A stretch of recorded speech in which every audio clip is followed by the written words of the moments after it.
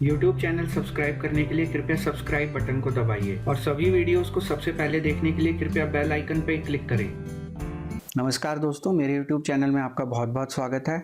आज के इस वीडियो में हम डिस्कस करेंगे कि शेयर बाज़ार में निवेश करने का सही समय कब है और मुनाफा कमाने का सही समय कब है। यहाँ बाज़ार में समय की बहुत महत्ता है।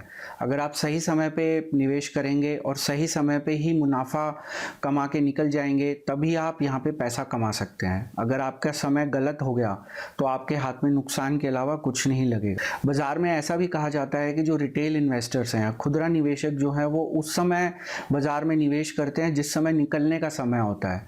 तो इसका अर्थ ये निकलता है कि जो खुदरा निवेशक हैं, रिटेल इन्वेस्टर्स हैं, वो ये नहीं जान पाते कि किस समय बाज़ार में निवेश करना है और किस समय मुनाफा कमा के निकलना है। तो ये जो समय है यही बहुत ज़रूरी है कि आप सही समय पे निवेश करें और सही समय पे मुनाफा कमा के निकल जाएं।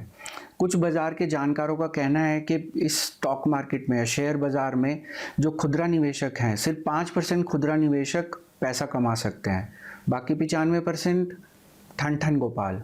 तभी स्टॉक मार्केट को जीरो सम गेम भी कहा जाता है, जिसे हिंदी में शून्य जमा खेल कहते हैं। शून्य जमा खेल का मतलब ये है कि यहाँ पे इन्वेस्टर ए का जो मुनाफा है वो इन्वेस्टर बी का नुकसान है। तो स्टॉक मार्केट या शेयर बाज़ार आपको कोई पैसा नहीं कमा के देता। एक निवेशक का नुकसान, दूसरे निवेशक का फ़ायदा। अब यहाँ पे एक और चीज़ देखने लायक है कि ज़्यादातर निवेशक जो है वो शेयर के ऊपर ज़्यादा ध्यान देते हैं, स्टॉक्स के ऊपर ज़्यादा ध्यान देते हैं कि कौन सा स्टॉक खरीदा जाए, कौन सा बेचा जाए।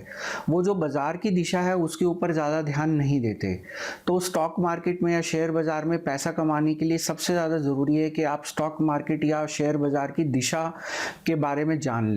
अगर आपको स्टॉक मार्केट की दिशा का ज्ञान हो गया तब आप अपना निर्णय ले सकते हैं कि किस समय आपको स्टॉक मार्केट में इन्वेस्ट करना है और किस समय वहाँ से मुनाफा कमा के निकल लेना है। अब जो एक इंडिविजुअल शेयर है या स्टॉक है, वो बाज़ार की दिशा के विपरीत दिशा में जाना लगभग असंभव होता है। कुछ स्टॉक्स होते हैं, कुछ शेयर्स ऐसे होते हैं जो बाज़ार की दिशा के विपरीत दिशा में जाते हैं, पर ये जान पाना रिटेल इन्वेस्टर के लिए या खुदरा निवेशक के लिए एक बहुत डिफ़िकल्ट या बहुत ज़्यादा मुश्किल कार्य है। इसलिए हमेशा खुदरा निवेशक या रिटेल इन्वेस्टर्स के लिए सलाह दी जाती है कि वो बाज़ार की दिशा के साथ ही चलें। अगर बाज़ार उतार पे है तो आप बेच के निकल लें, और अगर बाज़ार चढ़ाव पे है तो उस समय आप खरीदारी कर सकते हैं। तभी जो खुदरा निवेशक हैं बाज़ार में पैसा कमा सकते हैं, नहीं तो उनको नुकसान ही हासिल होगा। अगर आप बाज़ार की दिशा के विपरीत दिशा में जा रहे हैं, जब बाज़ार उतार पे है और उस समय आप खरीदारी कर रहे हैं, तो आपकी नुकसान होने की प्रोबेबिलिटी ज़्यादा है, क्योंकि आपको ये नहीं मालूम कि बाज़ार का बॉटम कहाँ पे है।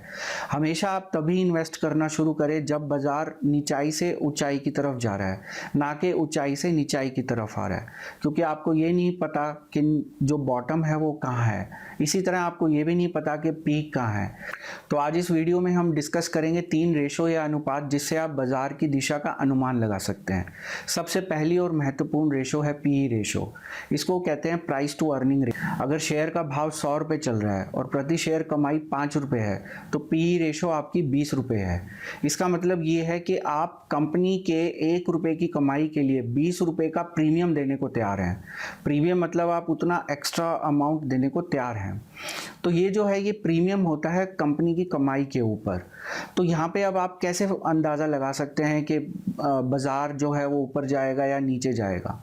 अगर जो निफ्टी है उसका पी रेशो अगर 24 से ऊपर चला जाए तो आप इस समय अपना मुनाफा बुक कर लें, क्योंकि इस समय जो बाज़ार के गिरने की संभावना है वो सबसे ज़्यादा है। अगर पी रेशो 20 से 24 के बीच में है तो सावधान रहें। तो बाज़ार जो कभी भी वॉलेटाइल हो सकता है, उसमें काफ़ी उतार चढ़ाव देखने को मिल सकते हैं। अगर पी रेशो 16 से 20 के बीच में है तो इस समय आप अच्छे शेयरों में खरीदारी कर सकते हैं, सिर्फ चुनिंदा शेयरों में। पी रेशो अगर 12 से 16 है तो आप इस समय अच्छी खरीदारी कर सकते हैं, ये खरीदारी का समय है। और अगर पी रेशो 12 से नीचे आ जाए तो उस समय आप भारी खरीदारी कर सकते हैं। 12 से नीचे की जो पी रेशो है वो लगभग असंभव है। दूसरा जो रेशो है या जो अनुपात है वो है पीबी रेशो। उसको बोलते हैं प्राइस टू बुक वैल्यू। अब ये बुक वैल्यू क्या होता है? बुक वैल्यू ये होता है कि मान लीजिए मैं कंपनी हूँ, मेरे हिसाब से मेरे कंपनी के शेयर प्राइस की क्या वैल्यू होनी चाहिए, जो कि रियल या एक्चुअल वैल्यू भी होती है। तो अगर मान लीजिए स्टॉक ए है, उसकी बुक वैल्यू 100 रुपये है और उसका जो शेयर का भाव मार्केट में चल रहा है वो 200 रुपये है, तो प्राइस टू बुक वैल्यू जो होगी स्टॉक की वो 2 होगी। तो ये जो बुक वैल्यू है ये आपको बताती है कि कंपनी के हिसाब से कंपनी की रियल या एक्चुअल वैल्यू क्या है। अगर आप वैल्यू इन्वेस्टमेंट प्रिंसिपल से जाएं तो आप उस स्टॉक में तभी इन्वेस्ट करें जब उसकी पीबी रेशो 0.8 से कम हो। ऐसा लगभग असंभव होता है। आपको कुछ ऐसे पीएसयू स्टॉक्स मिलेंगे जिनकी पीबी रेशो 0.8 से कम है, पर आपको ये जानना बहुत ज़रूरी है कि उनका पीबी रेशो इतना कम क्यों है। हो सकता है कि उन स्टॉक्स में ज़्यादा बढ़ने की आगे उम्मीद ना हो, तो इसलिए वैल्यू इन्वेस्टमेंट प्रिंसिपल के मुताबिक आप 0.8 की रेशो कंसिडर कर सकते हैं, लेकिन सिर्फ चुनिंदा स्टॉक्स के लिए जहाँ पे आपको उम्मीद है कि कंपनी आगे चल के बहुत अच्छा प्रदर्शन करेगी। नहीं तो आप इस वैल्यू इन्वेस्टमेंट प्रिंसिपल की 0.8 की जो रेशो पीबी रेशो का उन्होंने बताया है उसको आप इग्नोर कर सकते हैं। अब आप इससे बाजार की दिशा का ज्ञान कैसे लगा सकते हैं? अगर आपकी पीबी रेशो 4.5 से ज़्यादा है उस समय आप मुनाफा कमाएं और बाजार से निकल लें। अगर आपकी पीबी रेशो 3.5 से 4.5 है उस समय आप थोड़ा सावधान हो जाएं। बाजार जो है वो वॉलेटाइल हो सकता है, उसमें आपको काफ़ी उतार चढ़ाव देखने को मिल सकता है। अगर आपकी पीबी रेशो 2.75 से 3.5 है तो उस समय आप चुनिंदा शेयरों में खरीदारी कर सकते हैं। अगर आपकी पीबी रेशो 2 से 2.75 है तो उस टाइम आप खरीदारी का समय है, आप उसमें बाजार में खरीदारी कर सकते हैं। अगर आपकी पीबी रेशो 2 से नीचे आ जाए तो उस समय आप भारी खरीदारी कर सकते हैं। अब यहाँ पे मैं एक और चीज़ आपको बताना चाहूँगा कि जो आपका खरीदारी है वो जब बाजार नीचे से ऊपर जा रहा है उस समय खरीदारी का समय है, ऐसा नहीं जब ऊपर से नीचे आ रहा है। मान लीजिए बाजार की पीबी रेशो 4.7 थी, अब वो नीचे आना शुरू हुआ तो अब आप पीबी रेशो मान लीजिए आपकी 2.75 या 2.80 होगी, तो आप उस समय खरीदारी कर रहे हैं नहीं, क्योंकि आपको ये नहीं मालूम कि बाजार कितना नीचे आएगा। एक बार बाजार अपना बॉटम फाइंड आउट कर ले और जब आपकी डायरेक्शन रिवर्स हो जाए, नीचे से ऊपर जाना शुरू करे, उस समय ये रेशोज आप अप्लाई करें और उसी समय आप खरीदारी करें, तभी आप मुनाफा कमा सकते हैं, नहीं तो आपको काफ़ी नुकसान हो सकता है। अब तीसरी रेशो है डिविडेंड यील्ड रेशो। ये रेशो सबसे कम महत्वपूर्ण है, लेकिन फिर भी आप इस रेशो को चेक कर सकते हैं बाजार में किस समय आपको निवेश करना है और किस समय आपको मुनाफा कमा के निकलना है। तो ये रेशो क्या होती है? अगर मान लीजिए स्टॉक प्राइस 100 रुपये है और कंपनी ने प्रति शेयर 2 रुपये का डिविडेंड डिक्लेयर किया, तो आपका जो डिविडेंड यील्ड है वो 2% है। तो अब आप बोलेंगे कि इससे मैं कैसे अंदाज़ा लगाऊं कि बाजार की दिशा क्या है? अगर मान लीजिए आपकी डिविडेंड यील्ड जो है वो 1% से नीचे चली जाती है, तो उस समय आप मुनाफा बुक करें और बाजार से निकल लें। अगर 1% से 2% के बीच में है तो उस समय आपको सावधान रहने की ज़रूरत है। मार्केट में आपको काफ़ी उतार चढ़ाव देखने को मिलेंगे।